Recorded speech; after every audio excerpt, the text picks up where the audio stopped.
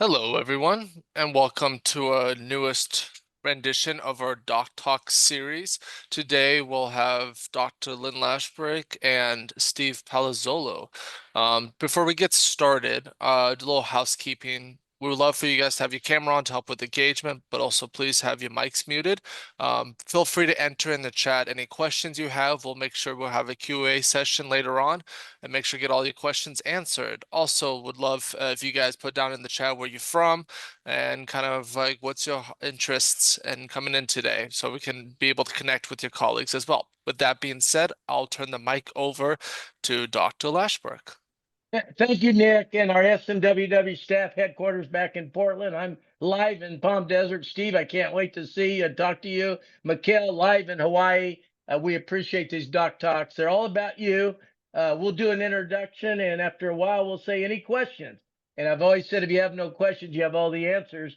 And why would you waste your time in here? So you can either type in your question or raise your hand. We'll get you in here. This is all about helping you understand the world that's out there that Steve's in. Steve, I love talking to you. I miss talking to you. Where are you today, by the way?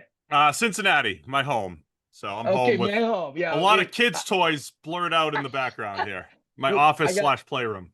I got 3 grandkids, so I love Steve. Let's back up. I really appreciate you doing this, and I love talking to you about the topic as well as you. But let's go back to your growing up and kind of from high school on to college, and kind of walk us through the journey to get where we are. Because when I grew up, we did slide rules, so we didn't even have the calculator, so we had no advantages. And I'm a self-made man because of that. But go ahead, back to you and your start. Yeah, I mean, I was obsessed with baseball growing up and football as well, but I was a baseball player, and baseball cards where I got my introduction to stats and just being obsessed with that. I always joke that I can recite like Wade Boggs' 1980 batting average. His batting averages from the 80s still off the top of my head, like a weirdo. But I was always loving the way you could describe sports with numbers, and then as a player, pitched in high school, played college at UMass Lowell, went undrafted, but then went on and played 8 years of minor league baseball. So baseball was my sport. All the while, football was, equal as far as passion for me and following it. And then, fast forward after 8 years in the minors, stumbled into a job at PFF at the time when they were growing, when they had just 4 full-time employees. They hired me as 5 and 6, me and someone else. How'd you stumble into that? Walk me through that. Yeah, so I was 8 years in the minors. As I was very analytical throughout my time as a pitcher, which is fitting for right now, the way pitchers are studying their mechanics and changing their pitch arsenal. I was kind of at the forefront of that from a mechanic standpoint. We just didn't have the tech then 15 years ago. Yeah. And so there became a point in my career where I was very close to the majors, and I needed to stop overthinking pitching, and I put a lot of my energy toward football. And so I found PFF kind of as a fan in 2009 and loved the way they analyzed the game and looked at it differently. So I used PFF as a fan for about 2 years. And then as my baseball career was finishing up, they made the data $100 a year. And I was a poor minor league pitcher. I was like, I can't afford $100. I'm just going to see if they need help with the charting process. And at the time they said, yeah, we do. Yeah, of course. We're always looking for help. And they sent me a practice game, which at the time was just chart where everybody lines up on the field for an NFL game and get it to 99.5% accuracy.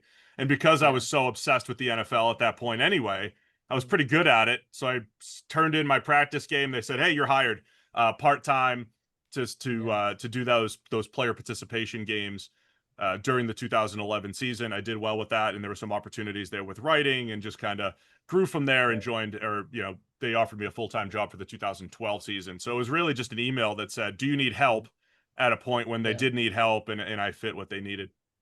Yeah. Steve, growing up in Kansas City, the old A's games, I told Rob Nair this. He was our first analytics instructor way back, if I may, when we did dial-up Yahoo. But I'd go from left to right field based on the foul balls in the first inning. I ended up with the infamous 13 foul balls, but that was analytics. I didn't read the back of the baseball cards. I was ADD. I collected. But I only counted up. I wish I'd had all those shoe boxes now. Steve, let's go to the evolution. And first of all, how did you run into a guy like Aaron Schatz, who's in the industry, one of our speakers. I'm just curious how that world comes when you start connecting with people. It's funny. I mean, before PFF, I read a lot of Football Outsiders. I got the Almanac. I think I still have the '08 version off Yeah. on my Yeah. it's the back of my parents' bookshelf. I see that every summer when I go back to visit my parents. So I read some Football Outsiders at various points, and then a lot of through SMWW being on the same panels in Indianapolis. But yeah, we just kind of ran into each other because you know, the analytics world is a little bit of team centric. It's a little bit of media centric. Aaron's always been more on the media side. So when Yeah. I'm on the media side, I run into Aaron at a lot of events and everything, including Yeah. the SMWW panels that we've been on in Indianapolis a few times.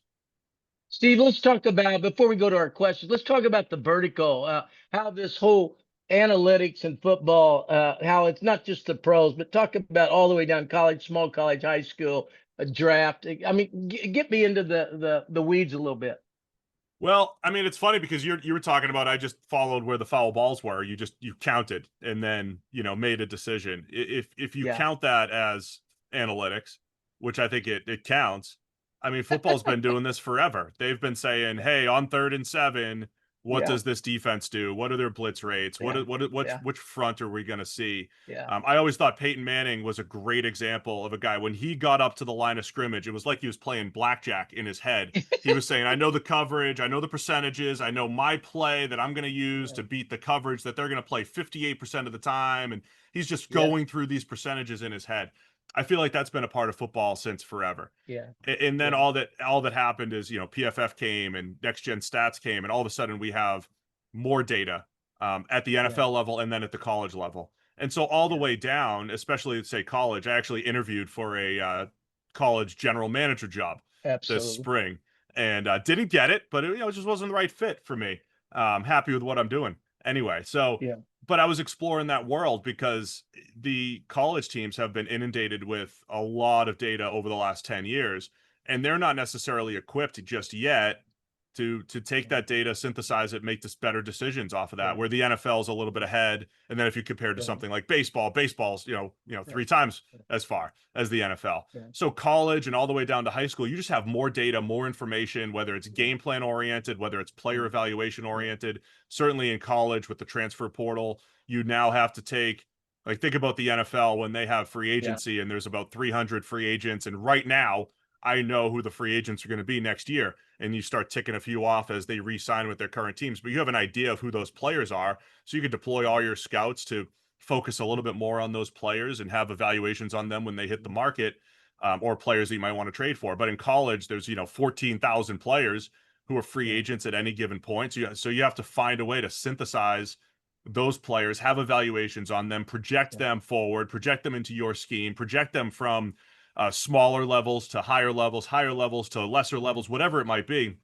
There's just so many moving parts. Yeah. So yeah, there's just more information at every level, and even in high school, there's more information than there ever has been, and it all comes down to the decisions haven't changed.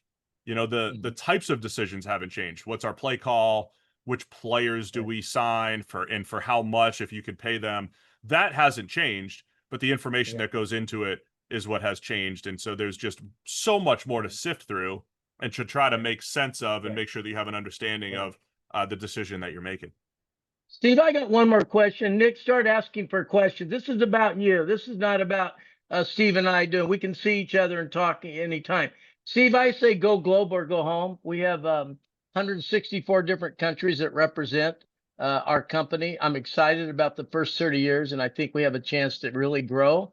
I watched my Kansas City Chiefs are going to play in Brazil, or there's somebody's going to play in Australia a year from now. The #1 draft pick in baseball last year at Oregon State was from Australia. The Oregon State basketball team last year had 7 players from 7 different countries with 7 different languages. Talk to me a little bit about talent identification analytics globally, even though you don't have the same structure. Like, we know what the SEC is, we know what the Big 12 is, all those matrix. Talk about this talent discovery and analytics. There's got to be lots of gathering of information out there. It's kind of a new frontier. Am I right? Yeah, it absolutely is. I mean, it's funny because I think a lot of analytics is based off of big data, and that's what I was citing, right? There's bigger, data sets out there right now. But I think when you start to talk about globally and, what baseball certainly has done, years ago, going to the Dominican Republic and the way they've expanded internationally, now you start to get back to, okay, are players playing in leagues? How do you adjust for leagues? And then it probably comes back down to scouting. And I think it's funny because I think Moneyball gave this horrible depiction of how a front office should actually work, where they made it this Interesting. scouting and data and analytics, and we're going to butt heads and you're going to Yeah. disagree on Yeah. everything. When the best organizations in sports use both Yeah. and weigh Yeah. both, and some organizations even make sure that both sides are working together. So there are certain NFL teams in particular that have a scouting department with quote analytics people or Yeah. data centric people working directly with the scouts rather than having Yeah. two separate departments that bring their case and fight Right. and argue about stuff. So to me, it's all about the integration piece Yeah. and scouting reports. That's data to me, especially with Yeah. the way you can Right. synthesize those things these days. Words are data. And so writing Yeah. up reports and then making sense of those, I think all of that is part Yeah. of the future. So I think when you get into places where you don't have as much information, you lean on Yeah. say scouting experience or Yeah. what people have seen Yeah. when evaluating players through the years, but then you have to take that information and process it and make Yeah. sense of it. So yeah, it's an interesting question because you do see that expansion, Yeah. and then you almost have to rely more on what you've seen historically, and then try to make sense of that from an information standpoint. And let me add further. Please start listing your questions or tell Nick you want to have a question. My comment on this communication of analytics, like you said, there's not different departments, and I use my Kansas City Chiefs are well organized and everything like that. But I go back to the communication of analytics and trying to articulate. You only have a short window out there. Talk about communication skills that we teach in our class about how to break it down, because Yeah. you can have too much analytics and the head coach says, I don't have time for this. I mean, talk about the skills sets that you need to work, whether it's a college program or a professional team. There's opportunities for people in this room. There really is. I mean, the thing that I will say in our class over and over and over again is telling stories with data. I Mhm. always come back to that word stories. And that's all it is. I look at data as if when you're in a room and say NFL team is sitting there with a draft meeting and they bring up a player. And what they'll tend to do is they bring up a player and the scout who knows the player best will tell you about what he feels about the player, and then other people will give their opinion on what they feel about the player. And then a lot of times they throw it to analytics and they say, "Hey, what do you know about the player?" And I'm still hearing, as much as I said, "Hey, Moneyball feels outdated to me." There are Mhm. still times that I hear from NFL general managers and presidents who say, our analytics team is not articulating what we want to hear. So there's still this hole and this Uh-huh. gap between people who are Yeah. mathematicians, data scientists by trade, and they're not getting the Yeah. information from their brain in a clear, concise Right. manner to the Yeah. decision maker. Because like I said, at the end of the day, the decision doesn't change. You have a first Yeah. round pick. We're picking 25th. Who do we want to select? And here's our selection of players. That decision doesn't change. All of the Yeah. information that can go into making that decision, though, is more than ever. Yeah. So it is absolutely vital. I've worked with Right. people who do this well. I've worked with people who don't do this well. And I've heard Yeah. about people who don't do it well, who Right. cannot articulate what the data and information is saying. And a lot of times they're either not answering the right question, Yeah. or they're not asking the right questions. Yeah. And so Yeah. that's an important part of it. A lot of times you have to ask the right question, which is Right. what does my decision maker, what does my boss, what does my superior, what does he or she need to know Right. about this Yeah. player, about this insight that I Yeah. have, and then ask questions. Yeah. What's the follow up going to be? If I say this player is great, okay, why? Explain the why. Yeah. And Yeah. Yeah. so much of that is important. So the communication aspect of it, it Right. comes up every year in our panels, Lynn, right? Every Yeah. single year we talk about the ability to communicate up, communicate down, or Yeah. communicate laterally the information that Yeah. you have so that Let- just because at the end of the Yeah. day, it's just about making better decisions. Good stuff. We're going to go to Jacob, but before I go to Jacob, I do have one follow-up that I think is the revolutionary of what analytics is. The Howie Rosemans of the world never played NFL. It used to be the only way you could be a general man, you had to be a coach, a player, and then a coach. And there was no way women could work in football. Analytics has opened up a democratization of opportunity like I've never witnessed before. And it's fascinating to watch how many general managers came through analytics. They're not all coaches. And I'm fascinated by that. And I think that's made us a better world and a better sports world. Let's go to Jacob with your introduction and question for Steve. Jacob, thanks for coming in today. Hey, thank you very much, Jacob, Lynn. Sorry, yeah, I was I was on mute. well, you So got, we can go to the moon. We think we can unmute our buttons. We did. Don't tell me technology. I did dial-up Yahoo for years with 2 students. So don't tell me we haven't come a long way. Introduce yourself we and have. hit Steve with a question he might not be able to answer. Hi, Steve. Well, hey, no, I'm sure you could answer this one. I'm starting my master's of science at Syracuse University today. Today's the first day of classes, and I'm sitting here thinking that when I got into this, I was thinking it was going to be more of technical knowledge, right? Like how do you do X, Y, and Z? But time and time again, I hear from coaching folks, from just front office personnel, primarily with baseball. You can get all the data in the world, but if you don't know how to communicate it to the people who matter, to the stakeholders, then it's not going to go anywhere. I'm curious how your time with writing and podcasting has kind of honed that skill, if that Yes. makes sense. And thank you for your Yes. time. Yeah, of course. It's been crucial. Like, just to reference the interview I did this summer with Michigan State. They ended up hiring someone that had some connections with the coach or what have you. I think I did well. I think I performed well at the interview, and the feedback that I got was, yeah, I mean, you were as well prepared and probably more articulate than anyone else that we interviewed.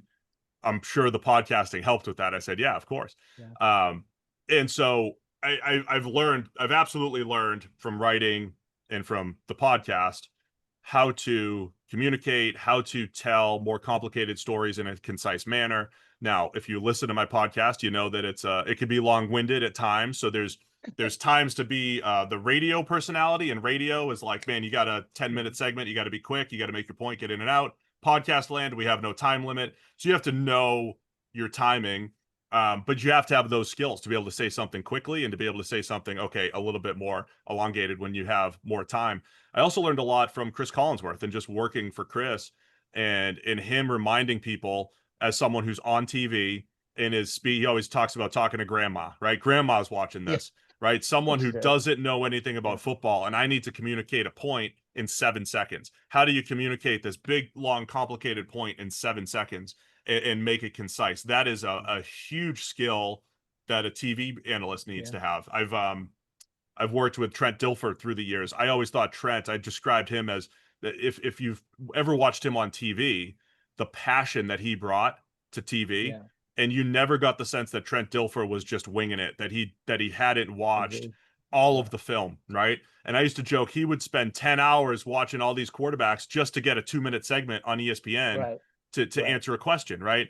So that level of preparation, but then the ability to concisely communicate that through television. So I think when you do TV, when you do podcasting, radio, or writing, you do learn those skills, and it is massive. It is a huge advantage to then be able to communicate complicated things. And it's an advantage, but it is a learned skill. I think you have to practice that. And so it's a great question, and definitely something I've been blessed to have all those various opportunities, so that when I do have an opportunity to, say, sit in front of Michigan State, presenting my case for what I believe in, presenting how I would evaluate players or whatever it might be, able to do that in a concise and clear manner, just with all my experience. And Steve, analytically speaking, Jonathan Smith was a student of mine when I taught at Oregon State. You didn't know that, probably. I didn't. I should have called you for the recommendation. You did not take advantage of what we call Rolodex analytics, and I'm disappointed. Next time, always call me up and say, who do I know? Because I've been around longer than anybody else here, analytically speaking. I'm kind of Johnny Cash. I've been there. I've been everywhere. So just remember that. I like it. Let's go to Luther Butler with your introduction. Thanks for coming in. Butler, come on in. You got to unmute yourself. We're going to go to the moon. It would also help if I turn my camera on. Absolutely. Hey, Yeah. that's So another apologies analytics for that. question. Yeah, that's an Right. So analytics question. Right. Go ahead. exactly, Introduce yourself. exactly. Introduce So yourself. Lethuli Butler. Everybody calls me LB. So I know sometimes That's Lethuli can easier be a for me tongue too. twister. That's a lot easier. Thank you, Lynn. So just with the influx of artificial intelligence and things of that nature, I'm just Yeah. curious from a scouting standpoint, has it changed how you do your job? And if so, how?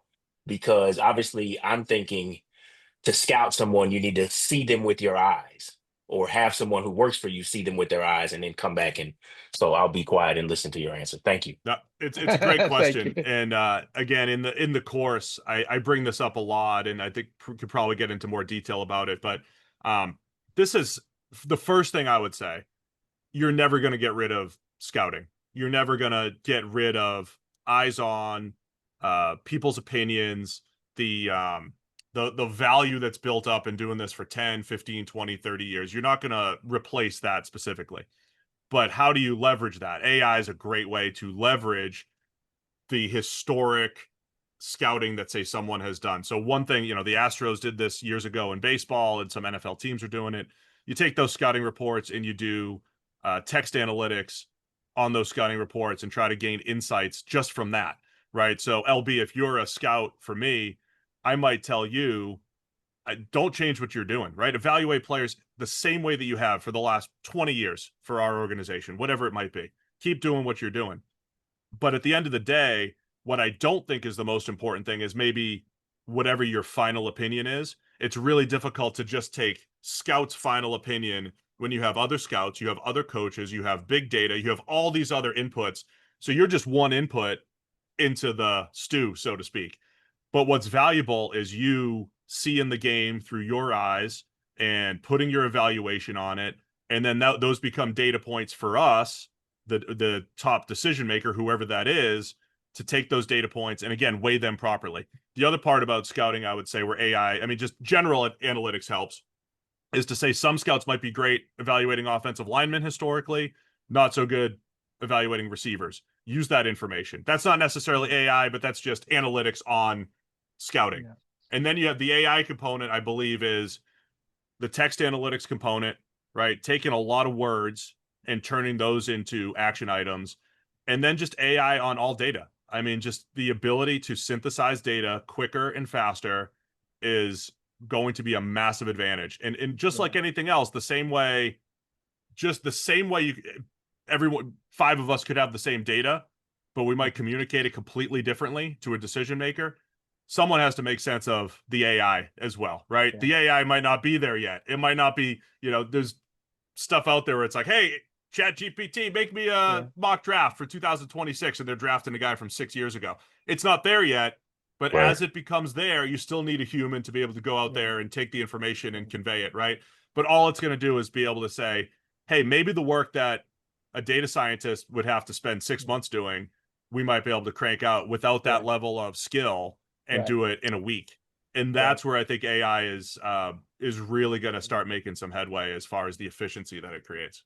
And Steve, you'll Great. appreciate Thank you. this. I've always said everybody's worried about AI. I will pay to watch Chat GPT play Gemini in a game. So what I'm saying is that sports is never going to go away. I don't give a dang who it is. Let's go to Shareem Anand with your introduction and question for Steve. Shareem, welcome in. Hi, everyone. And I think he answered the question already because it was very Well, you similar. get asked it again. Introduce yourself. And you were the first Sure. one to get their mute button off. Men are not as good at women at mute buttons. I'm really impressed. Thank you. Hi, Sharima Anand, in Virginia. And my question, Steve, was how have you leveraged AI in analytics and scouting? Yeah, so similar. I don't have to do it specifically in my current day job as a podcaster, but I do some consulting for NFL and in college teams. I have a guy on my small team that's what he's charged with. That's what he's working with. So we are working on trying to do the work of, say, 3 developers. Can we do the work of what 3 developers might do, or insights that 3 data scientists might come up with, and trying to do that quicker and more efficiently? So we're definitely exploring those types of ways, or I'm exploring that in my consulting work. It's that's going to become a bit of of a race, I think, right? So Yeah. there are some NFL teams that have 10 to 15 people in their analytics department, or as some teams call it, their football information department, because they don't like using the word analytics. It gets a bad rap sometimes. They might have 10 people up to 15 in their group. There might be another team that comes in that only has 3 or 4, but if they get the right person that is leveraging AI and taking the same data sets and just working with them quicker, more efficiently, that is an extreme advantage, I think. So that's where it's starting to come to the forefront. And as I said, the text analytics and they be able to take the ability to take scouting information and synthesize it and be able to get insights off that. A lot of that has started, is continuing, and continues to evolve. And we might be 4 weeks into the class and I might have a completely different answer because I might have more experience because it's evolved in the last 2 or 3 months. So it is ever changing and going to be a big part of the sport, I believe. Steve, being the visionary I am 30 years ago, I knew the textbook. I remember the statement, the textbook's always outdated when it's printed. It's never been more true than now. And I think our live chats are our secret sauce, where each week we talk about what's happened and not something that was in a book last year. It's fascinating time. Let's go to Sid with her introduction and question for Steve. Sid? Hi, Steve. Nice to meet you. Sid. I just wanted to touch on, Lynn mentioned something that I think a lot of us are inspired by, that analytics have opened a path into pro football that for people that don't come from the traditional football background. For me, that means someone that instead of completing a traditional bachelor's, I went to a coding boot camp and then I went into a corporate analyst role, nothing to do with football. So I know that for someone like me, a portfolio of relevant work can be a heavy hitter in terms of how I represent myself to teams I'd like to work for. What kind of projects and skills besides the communication aspect do you think would be impressive for analysts to have in their portfolio, and what types of insights and deliverables would make an analyst cutting edge and competitive within the next couple seasons? Yeah, it's a great question. I think solving problems in the sport that you're looking to get involved with. Just solve problems and show that you've thought about a problem that a coach has, that a scout has, that a general manager has. Show that you can solve that problem, or at least give information on the way to a solution or a better decision. I'll give you an example. Big Data Bowl 2 years ago, and so part of this is, you never want to just be pigeonholed as just the analyst or just the scout, right? I advise scouts. I say, if you're working for me, I just want you to scout. But from a professional development perspective, you need to know everything, right? You need to know what analytics you're doing. You need to have some skills, like write code on the side. All of those skills help you to advance in your career. And I joke, like, if you're working for me, just scout, because I don't want my scouts influenced by data and analytics too much, because their skill is the scouting, right? So you want to expand all of those things. So you never want to just be the analyst. You want to be able to talk football. You need to, understand. So I'm going to answer this 2 ways. The skills that you need to have for all the jobs is to have analyst background, have football background, know X's and O's, try to dabble in all of that so that you don't come in as, I'm just the analyst, or on the other side, I'm just the scout who doesn't know anything about data. Try to know as much as possible and work on your weaknesses. And then from a project standpoint, the Big Data Bowl 2 years ago, I thought was the best example. People used, I forget what the prompt was, but I think it was something around defensive football. And they did a study on how teams should defend power, the run play power, which has been around, for 100 years. And they use data to analyze how the defense should defend power, which is a literal question every coach has to ask themselves. Are we going to box it? Are we going to spill it? Right? So how are they going to fit the run? What are their run fits going to be? How are they going to handle it? Right?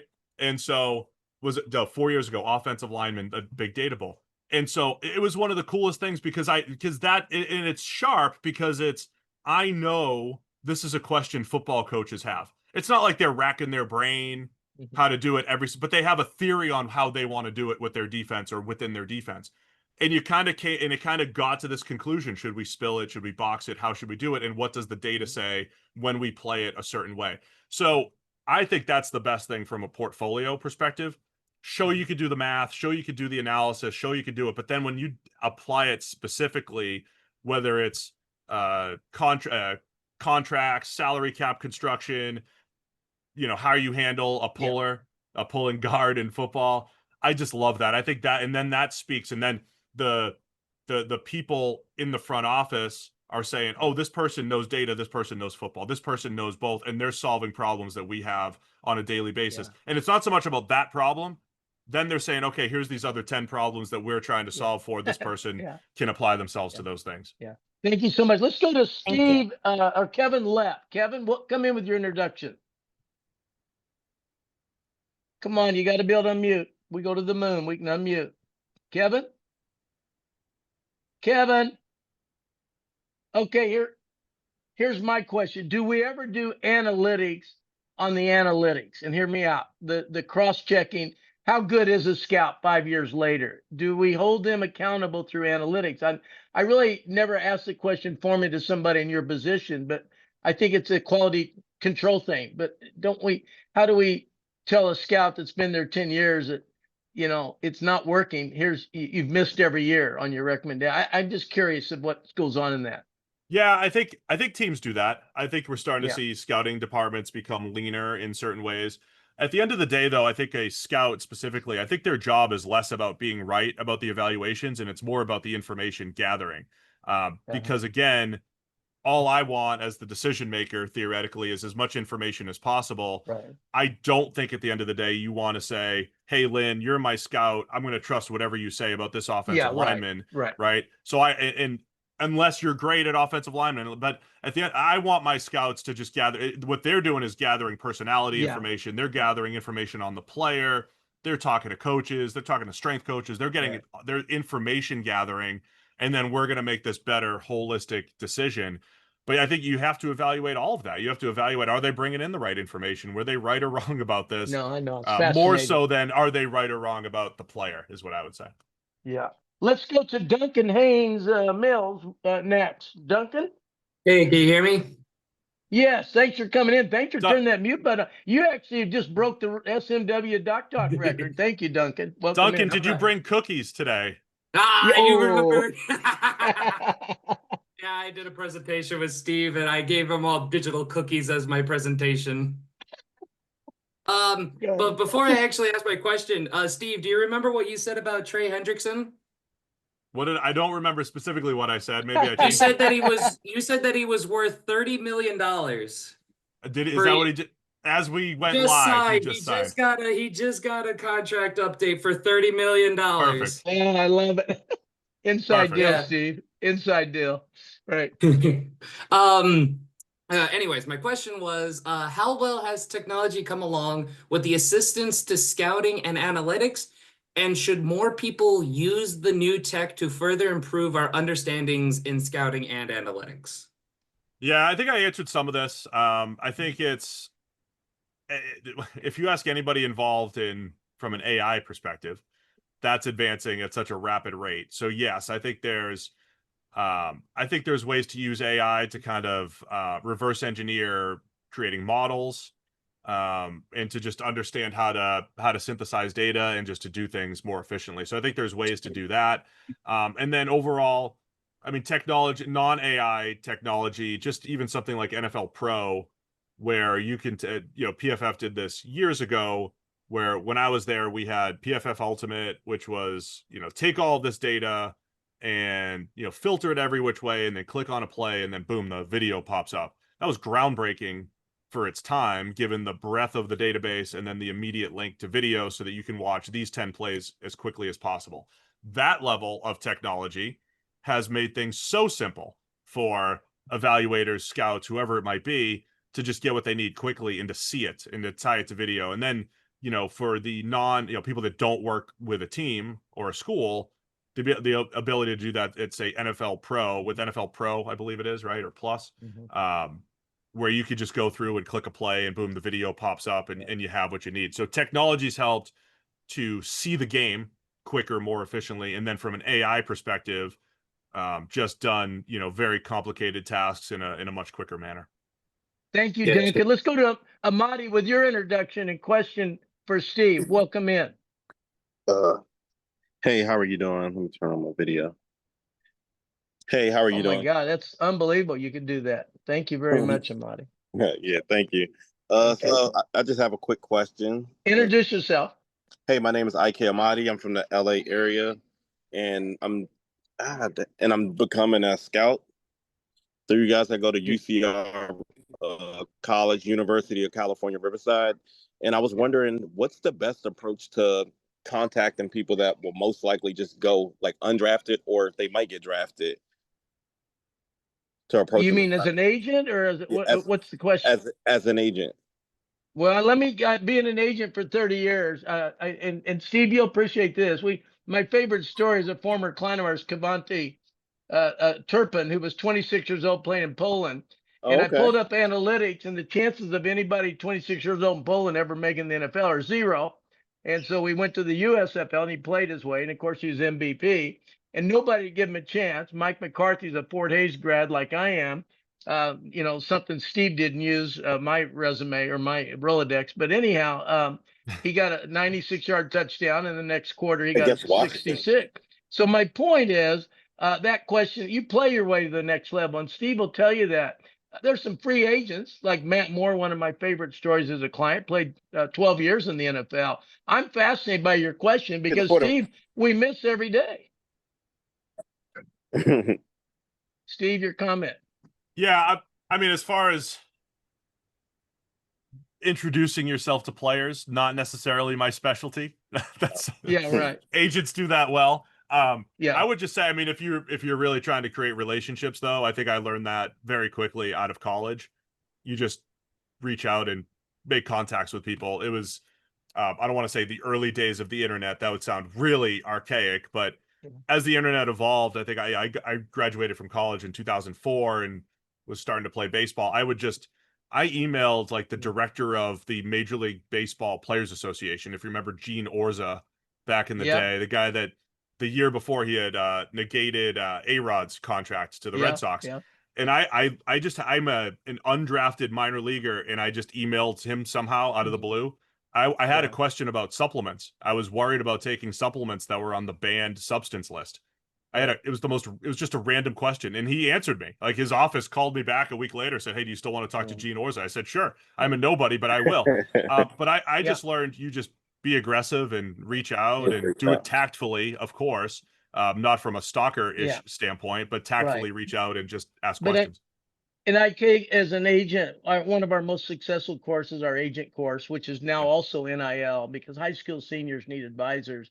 It's impossible not to get an athlete. I always went through the mom. If you get Ralph Dawkins out of Louisville, an undrafted free agent, you might get Brian Dawkins out of Clemson, a Hall of Famer. And that's what happened to me. So we'll teach you all that. A lot of our agents are taking the analytics course. It's hard as an agent not to understand analytics and be there, particularly during free agency, et cetera. Steve will tell you many agents have a full-time analytics staff. So there's counter analytics, there's teams of analytics. It's fascinating how it's changed the industry. We're going to go back to Kevin Lepp. 10 minutes later, he's figured out how to unmute. Kevin, come back. Hey, do you hear me this time? Yeah, congratulations. What a great story.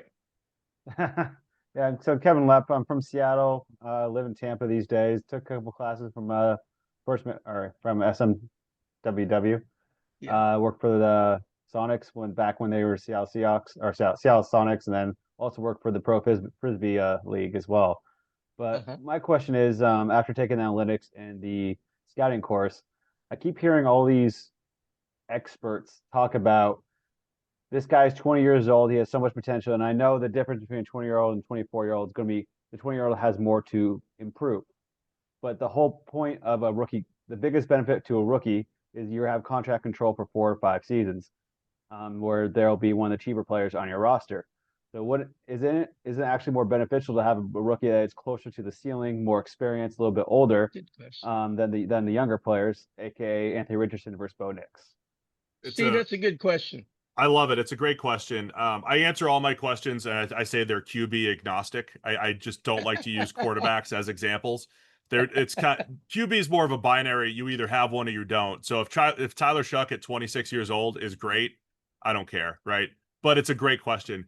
I am actually of the mind. So I always say diversify your portfolio. And so I always say in all of these decisions, there's no you do always do this or always do that, but there's definitely certain teams that skew younger, and like the Cleveland Browns always seem to draft younger. Or the most famous player that I always talk about in my course is Trayvon Walker from the Jacksonville Jaguars, who was seen as, hey, he's this freak athlete who doesn't have the production yet, but when he figures it out, he'll be great. He's on the verge of maybe figuring it out. I think he had a really good third year. His fourth year, if he's primed to take a next step, great. So now the question is, were the first 2 years of his contract worth it? Because now he's developing right at the time when he's about to get paid. And so would you say that's a good or a bad pick for the Jaguars? The answer is not necessarily a binary good or bad thing, but you have to know what you're getting into. You might, for him, sacrifice 2 years just so we can get to 3, 4, and then eventually this extension where he's a very good player. So you kind of had to sacrifice 2 years of that contract, whereas the guy that was picked after him, Aiden Hutchinson, was ready right away, was already better, is better. So if the balance is, I feel like this guy could hit the ground running versus I got to wait 3 years. I don't want a bunch of guys that I have to wait 3 years for. But at the same time, that guy could still be worth it, right? So I do believe what the question's a good one, because I think you could just draft ready-made players so that you do maximize all 4 years of the contract, even if the ceiling is theoretically lower. I think that's really, because then you have to be able to perfectly judge the ceiling, and that's an unknown as well. So my point is diversify. And if you do have a whole bunch of safe type of players, yeah, sure, take a shot on a guy that you might have to sacrifice a couple years and sit him. But I think it depends on the construction of your roster and what you already have. But it's a good point. I certainly wouldn't go all young, quote unquote, upside players, because I think that's a lot more risky, because Steve, you are sacrificing some of those cheaper seasons. Yeah. Speaking of that, a couple more questions and we'll let you go, and Mikhail will come in to answer all the questions. But Steve, back to Nick wanted me to ask about, the salary cap department and they're negotiating a future contract. It's a tough world out there. Russ Ball of the Green Bay Packers. By the way, he was a former assistant strength coach at Missouri in 1980. There was no internet and there was no salary cap guys, and he's in charge of that with the Green Bay Packers. My point is, once you're in the ecosystem, like you or all of us, you start out as a baseball pitcher, look where you are now. And I'm fascinated. I tell all the students in here, we get you in the ecosystem. We don't guarantee a job.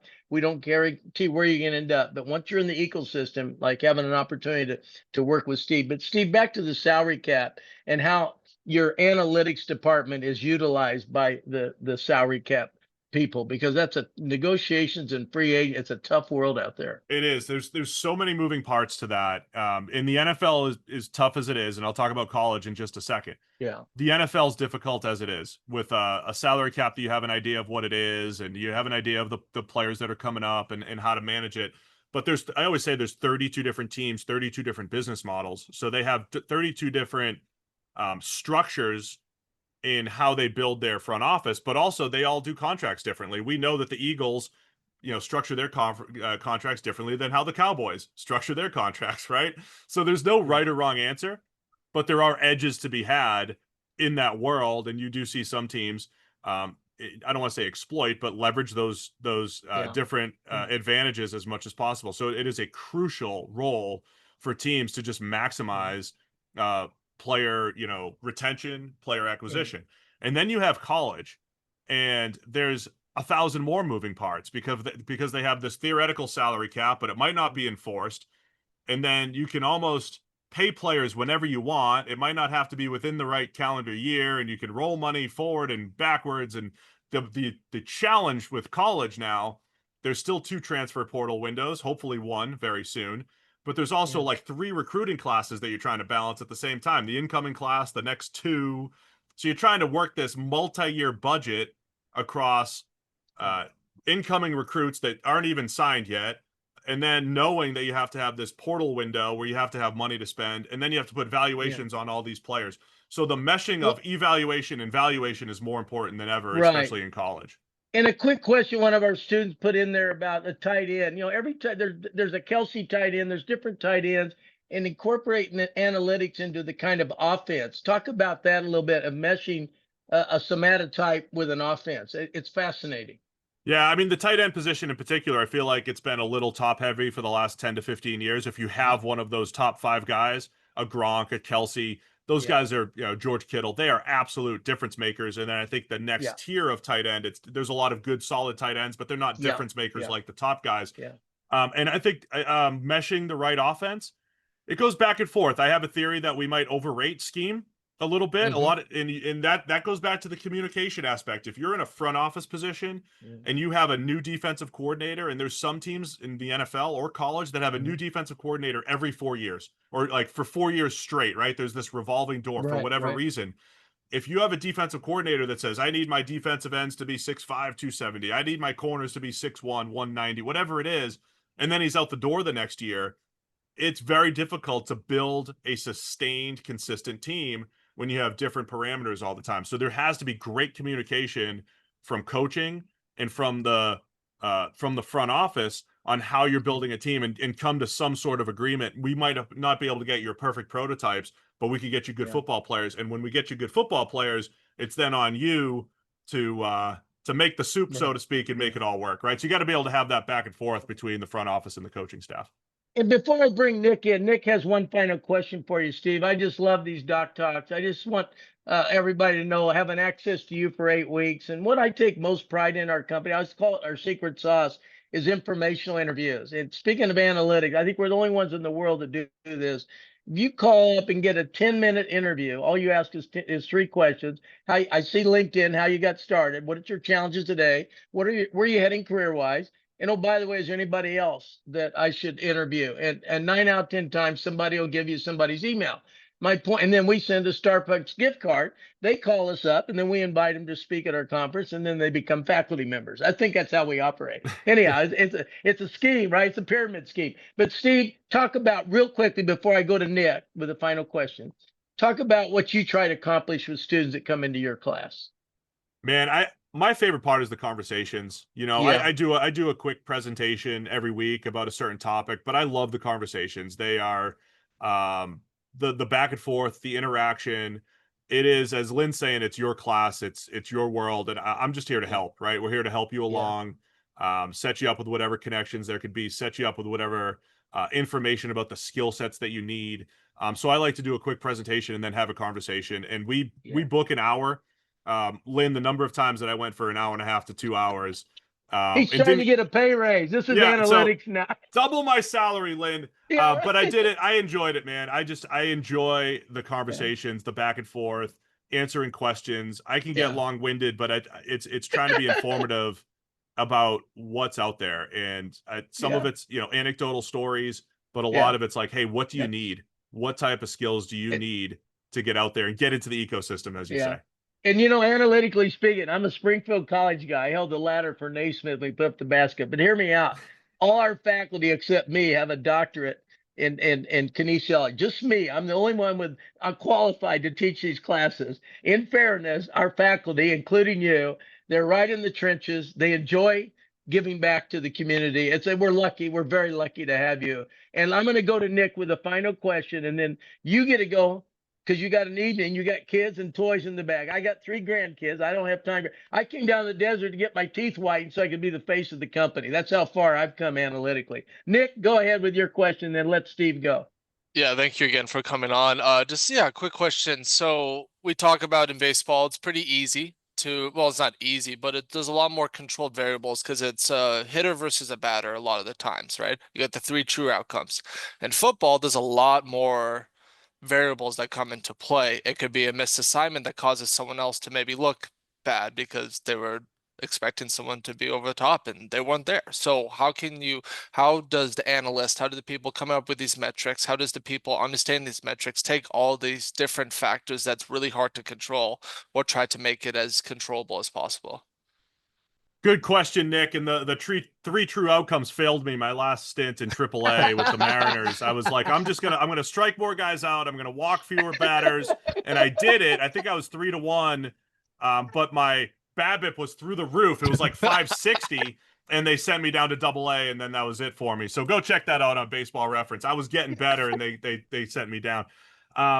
It's a good question. I think there's more data points than we lead on, right? So I think in baseball, there's like a starting pitcher will face 800 to 1,000 batters in a given year.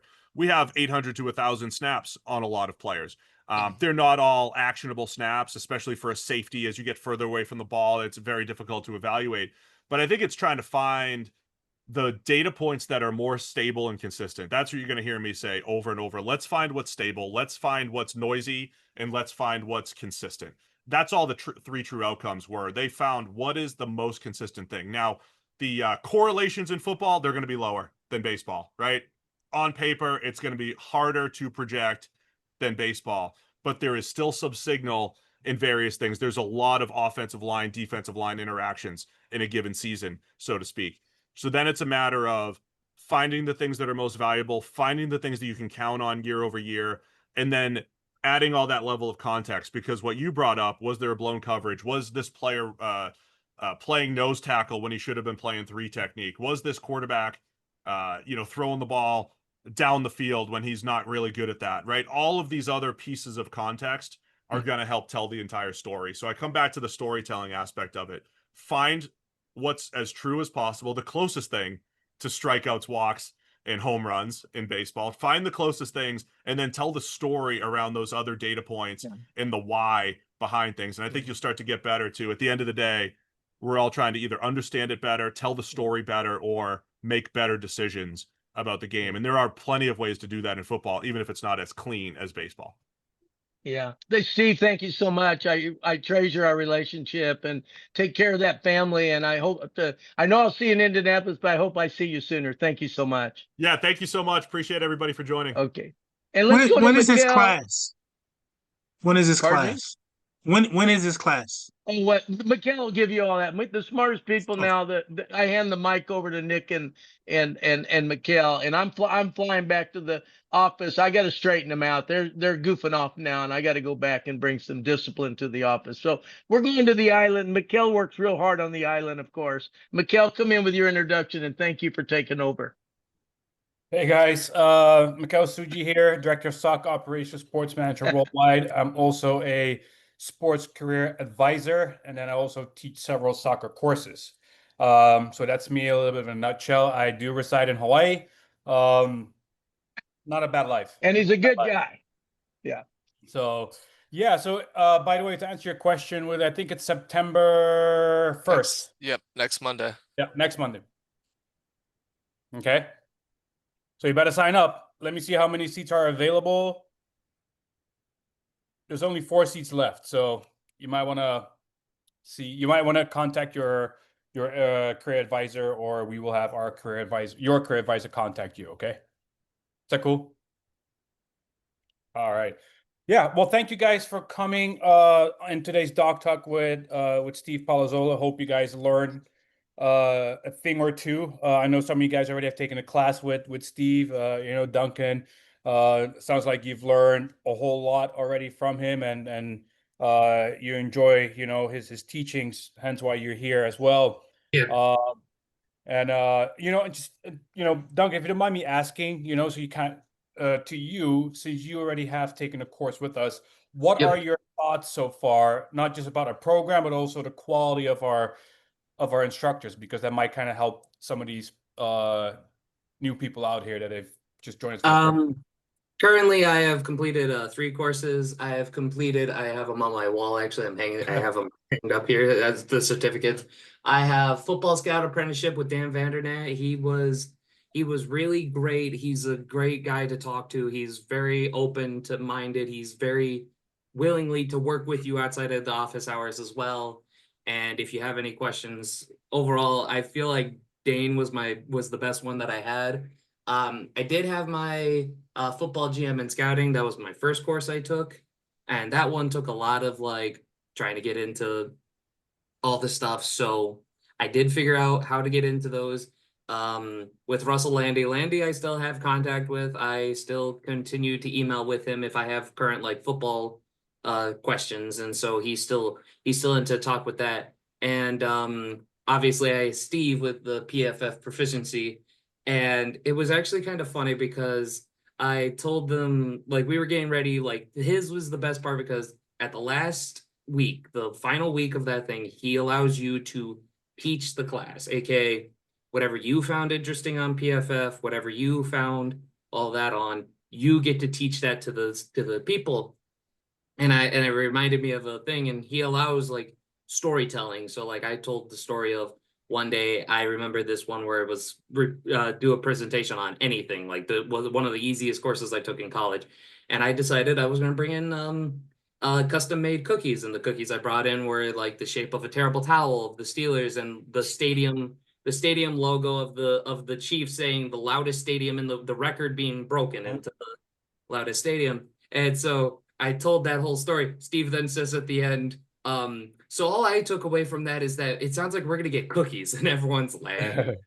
Then I actually thought of that, like, wait, this is actually a good idea. So for my first little bit of the PowerPoint, it was legit. I took a screenshot of the Zoom call and copy and like got like where it was just the boxes of everyone, and I put it next to a digital cookie. And so I made the joke like, "Here's your cookies," and everyone had a good laugh about it. But yes, so all the courses have different things of like help you outside, help you stay in contact with, and also have your creativity flow. So it almost feels like you kind of need to do more than just one. If you do one, you might only have, you know, help you outside of out of hours or any of that, or you might have the ones where you just stay in contact with. You will only have those things helping you out. So you almost want to try to play around, try to see what you can find. Thanks, Duncan. Appreciate your response to that, and you know, again, thank you for obviously choosing SMWW as a career path to your your future. So, Yep. you know, any of you guys have any questions? Because we do offer, you know, like Steve touched upon baseball, right? Which was his, you know, first love. Nick is also, you know, loves baseball, but then he transitioned into football. Myself, I started with soccer, right? But I transitioned into football, baseball. I do extreme sports. So I do cover a whole lot of sports in general. But we do also offer, if you want to, you know, want to if you're planning on getting your master's or a doctorate degree. So we do have programs for that as well. So if you guys have any questions, you know, I'm here for the next few minutes, and Nick as well, to answer any of them. And hopefully we can help you guide you in the right direction. So if you have a question, either, you know, raise your digital hand or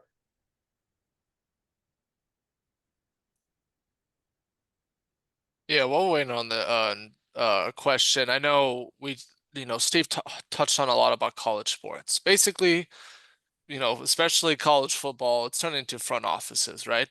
So there's plenty of more opportunities, even at your local, college nearby, that there's plenty of opportunities to get in the game one way or another. Because once you get in that ecosystem, like Steve said, you can be able to write your own passage. You get to know people, you get that Rolodex. And, typically a lot of colleges, they're like, oh, you need a master's degree in order to work here. Well, that's what Mikhail was alluding to. Masters in sports leadership, less than 15K, about a third the price anywhere else. You have about a $250 application that we waive for you, so you don't have to worry about that. We help you through the onboarding process. We stay connected with you throughout. You get access to online chats with Dr. Lynn Lashberg every Sunday that he's been doing forever. And it's just so, it's just continue to build your Rolodex, build your resume, because at the end of the day, for someone who's not in sports, it is hard to get into it. You have to know the right people, you have to know the right stuff. Sometimes you get lucky. And so putting yourself in the best position as possible in order to get into sports is what's really important. And that's typically everyone's here to either learn about something about football analytics or PFF, or how do I get into sports? And so there's multiple different avenues. It's not a one size fits all, which is why we have over 40 courses, and what we have, like 30,000 alumni in about 164 countries. So definitely, there's some reputation behind that, not just a bunch of talk and no follow through. So, but yeah, does anyone else have any specific questions? We'd love to answer them. Yeah. Cheryl, do you have a question? Hi, my name's Sherelle. I was just listening in and taking an observation moment for myself. So I'm really excited to be here and listen to you all. And there's just so many amazing people on this call, which I was highly impressed with, and really excited to meet all of you and what you're having to offer. And just considering, just taking it all in and listening to what you all are saying. I guess my question really comes down to the course content that you're providing. Some of the courses are the course that you're going to be providing. If you could go into detail a little bit about that, if you have time. Just kind of curious as to how it would be set up and what could I expect out of the course itself.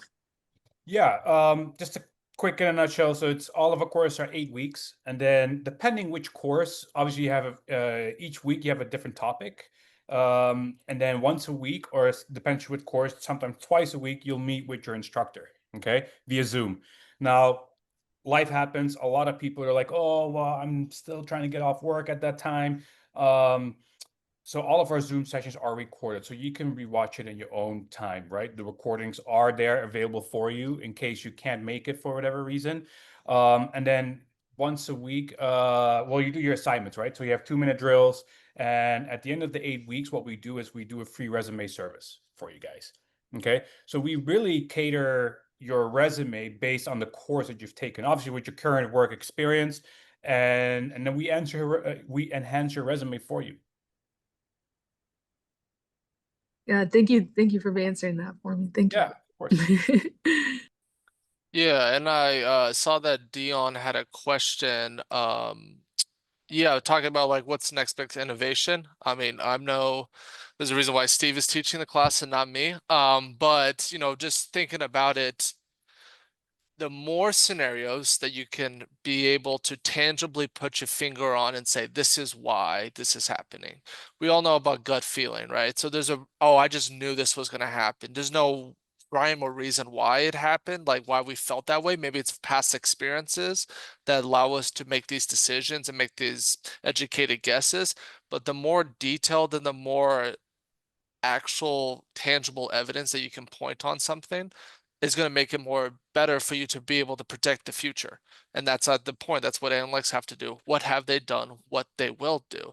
And so being able to build off of that with different, as Steve alluded earlier, the different schemes on short yardage situations compared to, third and long, and what the most to do. I mean, we all know the Detroit Lions love to go in on fourth down within like 5 yards, it seems like every time, pretty much depending on the situation. So being able to understand what that is specifically telling you to, and predicting how people are going to perform in the future is the hardest thing to do in sports. There's a reason why teams typically, unless you have a crap ton of money, go up and down, because it's really hard to predict how someone's going to affect it. And if you have a top round draft pick, you got to nail that draft pick, because there's a lot of money going into that player. Whereas some people like to trade out for that top pick because they didn't necessarily like what they saw. So why not get more picks and more availability? So it's just trying to decide what exactly is that. And, there's going to be innovations. AI is playing a role in that. The more data you have, the more opportunity you have to tell a story to help give reasoning for what you believe in and what the course of action to do. I don't know if that 100% answered your question, but that's at least my thoughts on it. And I mean, Mikkel can talk about that with like other sports as well, especially with soccer. Yeah, I mean, sports at this point is becoming a numbers games, right? In soccer, the more minutes you play, the more valuable you are. So minutes equals currency. Positions, right? In any sports, plays a huge role in there as well in terms of an analytical way side of it. So, you know, you can see for soccer, a goalkeeper obviously plays a lot more, and longevity wise, you know, a career of a goalkeeper is probably almost twice as long as a regular field player or a number 10 or a number 4. Sorry, I don't want to bore you guys with those terms, but you know, position wise, it's a different ballgame. Same with quarterbacks, right? Their longevity. I mean, look at Tom Brady, played like 30 years, well, for to speak, right? But you know, it's you know, it's very positionally related as well. So, oh, sorry guys. So I put one of my players are you know, Puka Nakua. Yeah. Yeah. Yeah. What about Puka Nacua? No, just he's one of a very talented player. I think he's very good to watch, and so it's really exciting to watch him. So Exactly. And he burst onto the scene last year, and everybody thought Cooper Kupp was going to be the guy, and he was. He got injured. And those things you can't account for. Injuries to play a huge role, and you just got to be able to adapt. And maybe a team values durability.